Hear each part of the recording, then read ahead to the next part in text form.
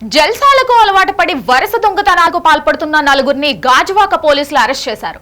నిందితులు ద్విచక్ర వాహనాలతో పాటు మొబైల్ ఫోన్ల చోరీకి పాల్పడుతున్నట్లు క్రైమ్ డీసీపీ వెంకటరత్నం తెలిపారు.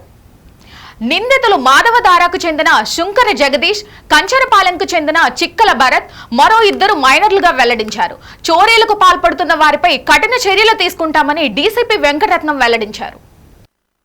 అంటే తమ ఇంట్లో గేటుకి తాళం వేశాడు, లోపల బైక్ పార్క్ చేసుకున్నాడు.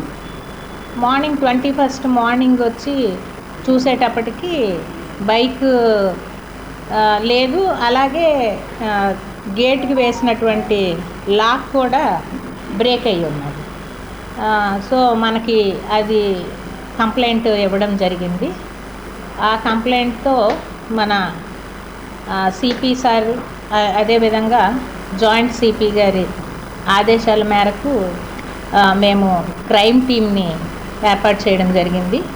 మన క్రైమ్ సిఐ గారి నేతృత్వంలో ఒక 2 టీమ్స్ని ఏర్పాటు చేయడం జరిగింది. ఈ టీమ్స్ వారు మొత్తం అంతా ట్రాక్ చేసుకొని వాళ్ళ యొక్క ఎఫర్ట్స్ని, టెక్నికల్ ఎవిడెన్స్ని బేస్ చేసుకొని ఈరోజు ఎర్లీ అవర్స్లో షీలానగర్ దగ్గర ఒక 2 అఫెండర్స్ని క్యాచ్ చేయడం జరిగింది. అయితే వాళ్ళు child in conflict with law, juveniles. వాళ్ళ తాలూకా కన్ఫెషన్ మేరకు ఇంకొక 2 అఫెండర్స్ని కూడా క్యాచ్ చేయడం జరిగింది. వాళ్ళ పేర్లు వచ్చి శుంకర జగదీష్ అండ్ చిక్కాల భరత్ కుమారు. ఈ శుంకర్ జగదీష్ది 20 years అండి. ఇతను ఇంటర్మీడియట్ ఫస్ట్ ఇయర్ చదువుతున్నారు. వీళ్ళ ఫాదర్ ఏమో టైలరు. అలాగే ఈ చిక్కాల భరత్ కుమార్ అనే అతను 19 years.